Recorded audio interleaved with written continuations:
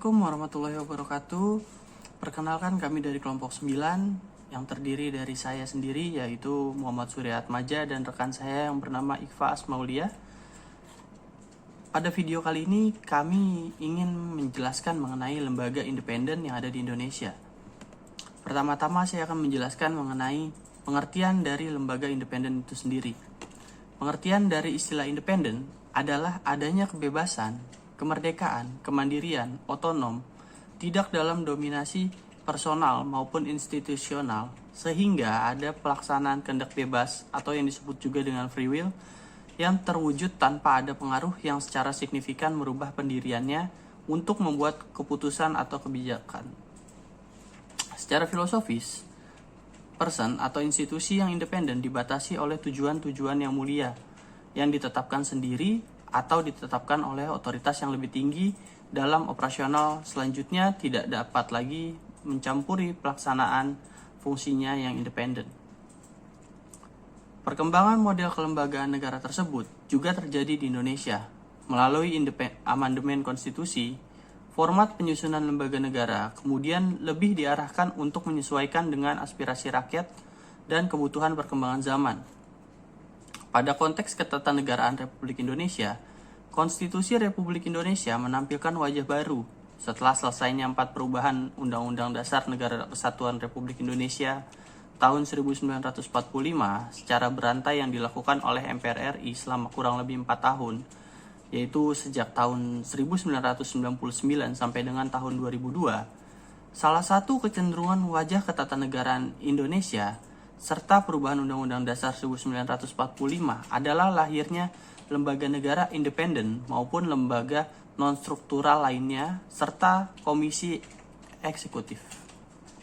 Sebenarnya, kemunculan lembaga-lembaga baru yang bersifat mandiri dan independen tidak hanya dalam konteks negara Indonesia. Akan tetapi pada 3 dasawarsa terakhir di abad ke-20 mengalami perkembangan global kelembagaan negara secara pesat. Menurut Ahmad Bassaroh, hal ini disebabkan oleh beberapa hal, antara lain, yang pertama adalah negara mengalami perkembangan di mana kehidupan ekonomi dan sosial menjadi sangat kompleks, yang mengakibatkan badan eksekutif mengatur hampir seluruh kehidupan masyarakat. Yang kedua, hampir semua negara modern mempunyai tujuan untuk mencapai kesejahteraan bagi seluruh rakyatnya yang berkonsep pada negara kesejahteraan. Untuk mencapai tujuan tersebut, negara dituntut menjalankan fungsi secara tepat dan komprehensif dari semua lembaga negara yang ada. Yang ketiga, adanya keadaan dan kebutuhan yang nyata, baik karena faktor-faktor sosial, ekonomi, politik, dan budaya di tengah dinamika gelombang pengaruh globalisme dan lokalisme yang semakin kompleks mengakibatkan variasi struktur dan fungsi organisasi dan institusi-institusi kenegaraan semakin berkembang. Dan yang keempat, terjadinya transisi demokrasi yang mengakibatkan terjadinya berbagai kesulitan ekonomi.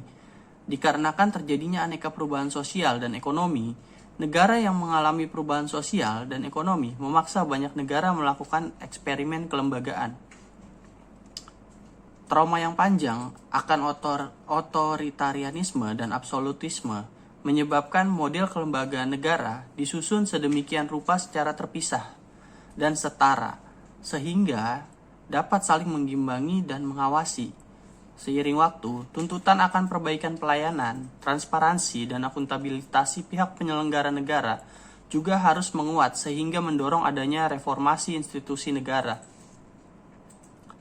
Tren kelembagaan negara pasca amandemen kemudian mengarah pada terbentuknya lembaga-lembaga negara yang idealnya memiliki karakteristik yang independen, seperti Komisi Pemilihan Umum atau KPU, Komisi Pemberantasan Korupsi atau KPK, Komisi Nasional HAM atau Komnas HAM, Komisi Pengawas Persaingan Usaha atau KPPU, Otoritas Jasa Keuangan atau OJK, serta lain sebagainya.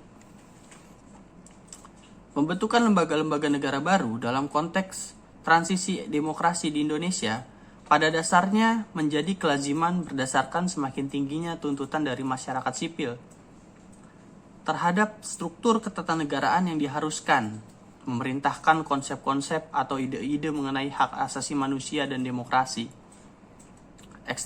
Eksistensi lembaga independen bermula dari kehendak negara untuk membuat lembaga negara baru yang pengisian anggotanya diambil dari unsur non-negara, diberi otoritas oleh negara, dan dibiayai oleh negara tanpa harus menjadi pegawai negara.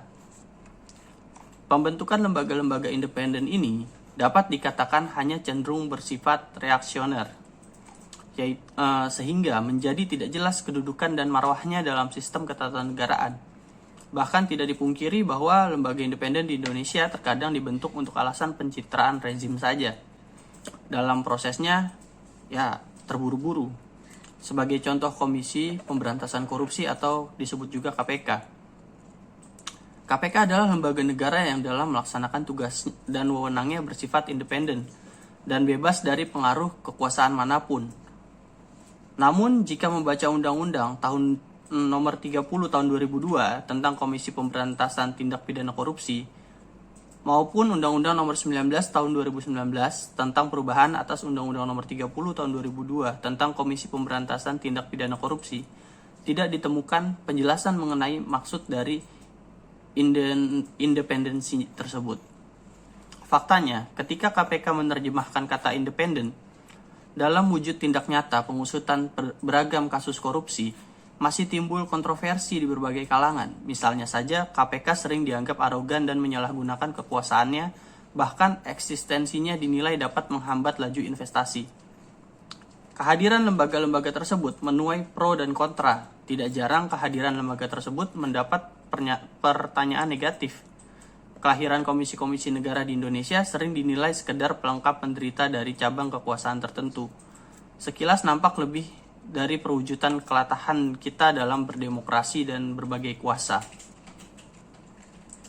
Pendapat ini didukung oleh Zainal Arifin Muchtar yang menyatakan bahwa ada beberapa argumen yang dapat ditemukan dalam pencetusan pembentukan lembaga negara independen tersebut, yaitu pertama, reformasi pendekatan non-liberal, yaitu kehadiran Komisi Negara Independen dalam konteks ini hadir sebagai bagian dari dorongan kuat good governance yang mengkritik negara dari perilaku koruptif sehingga menarik keluar kuasa negara ke publik melalui pendirian komisi independen.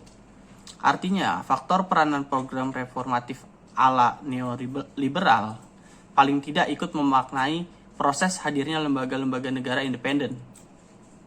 Bukan dalam konteks positif negatif atas peranan itu, tetapi setidaknya menggambarkan betapa konsep dorongan menuju good governance menjadi salah satu pola mengurangi peran negara dalam kehadiran Komisi Negara Independen itu sendiri.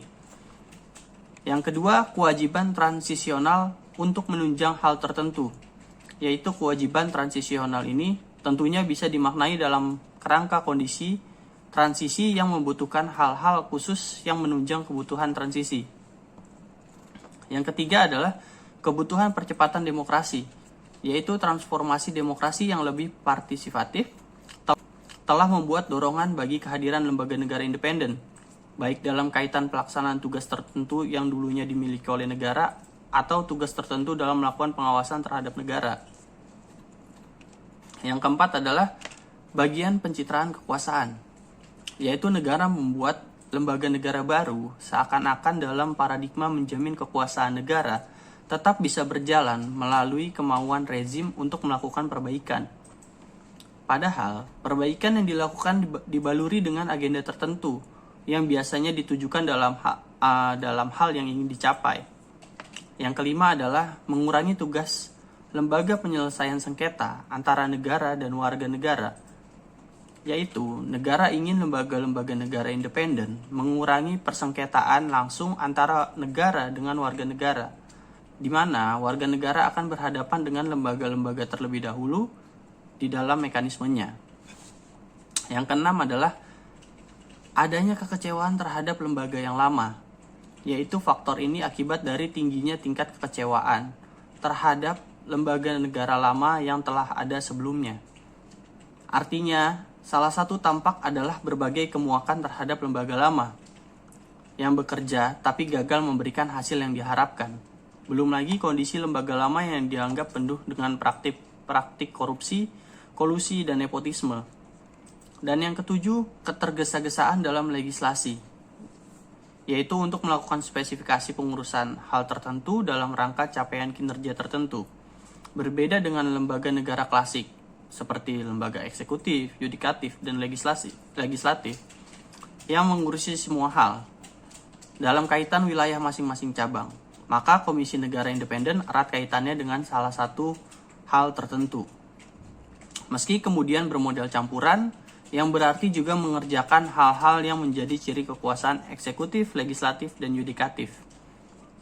Dari hal yang saya paparkan tersebut, maka dapat saya simpulkan bahwa kehadiran lembaga negara independen ini pada awalnya dilatar belakangi oleh krisis kepercayaan terhadap lembaga-lembaga negara yang sudah ada sebelumnya.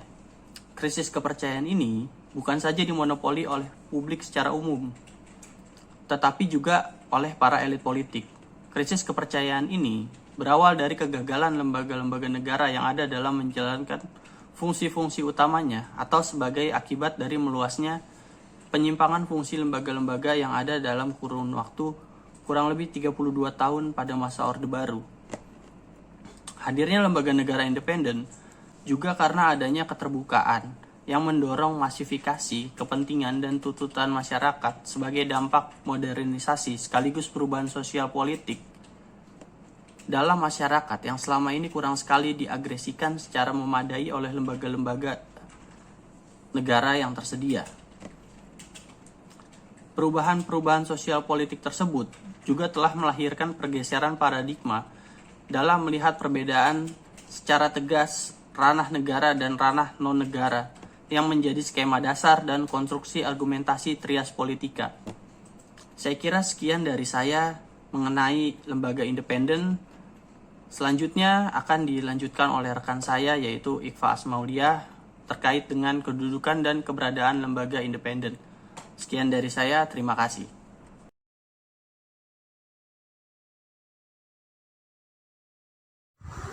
2. Kedudukan dan keberadaan lembaga independen.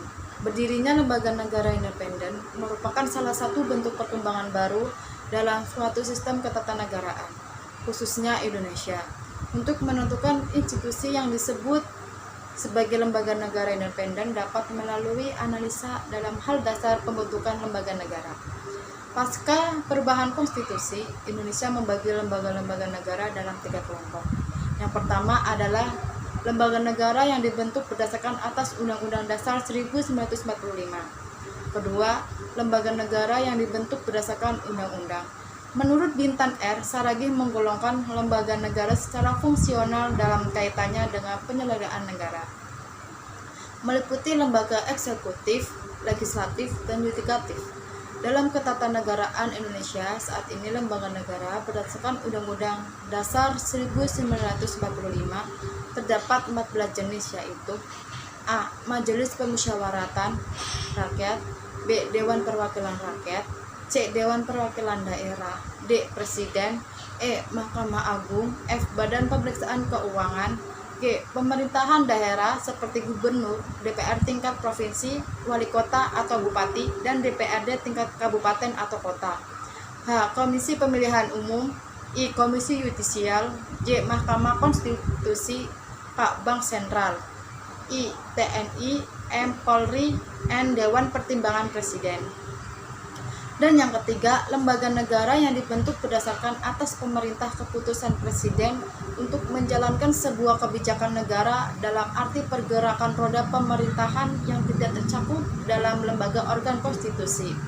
Pada tatanan praktik ketatanegaraan Republik Indonesia, suatu lembaga negara dapat dikatakan sebagai lembaga negara independen adalah jika telah memenuhi persyaratan tertentu, yaitu sebagai berikut. A. Dasar hukum pembentukannya menyatakan secara tegas kemandiriannya atau independen dari lembaga negara tersebut. Hal itu terkait dengan pelaksanaan tugas dan fungsi syarat normatif. B. Independen dalam artian bebas dari pengaruh, kehendak, ataupun kontrol dari kekuasaan eksekutif maupun cabang kekuasaan eksekutif. C. Pemberhentian dan pengangkatan anggota komisi menggunakan mekanisme tertentu yang diatur khusus bukan berdasarkan atas kehendak Presiden. D. Kepemimpinan lembaga tersebut bersifat kolektif kolegial, jumlah anggota ataupun komisioner bersifat ganjil dan keputusan diambil. Menurut Plato, negara muncul atau timbul karena adanya kebutuhan dan keinginan manusia yang beraneka macam, yang menyebabkan mereka harus bekerja sama untuk memenuhi kebutuhan tersebut. Sejalan dengan pemikiran tersebut, Aristoteles sebagai salah satu murid Plato mengungkapkan bahwa munculnya negara itu merupakan sebuah keharusan atau berdasarkan kodrat. Manusia sebagai anggota keluarga menurut kodratnya tidak dipisahkan dari negara. Manusia adalah makhluk sosial atau zoon politikon. Maka dari itu tidak dapat dipisahkan dari masyarakat atau negara. Oleh karenanya, maka suatu lembaga independen harus jauh dari unsur interferensi dan juga campur tangan kekuatan politik. Karena manusia tidak akan bisa lepas dari suatu keinginan dan keberpihakan dalam konteks politik. Kepemimpinan komisi atau lembaga independen tidak dipimpin oleh suatu partai karena harus adanya sebuah independensi atau transparansi serta kecukupan dalam kaitannya terhadap sebuah kebebasan dari interferensi politik penguasa. Masa jabatan pemimpinan komisi definitif habis secara bersamaan dan dapat diangkat kembali untuk satu periode berikutnya. Keanggotaan lembaga negara tersebut ditunjuk untuk menjaga keseimbangan perwakilan yang bersifat partisipasi dan tidak dapat untuk interferensi oleh suatu kekuasaan apapun yang dapat menciptakan sebuah kerusakan dalam hal tujuan utama dari sebuah pembentukan lembaga independen itu sendiri.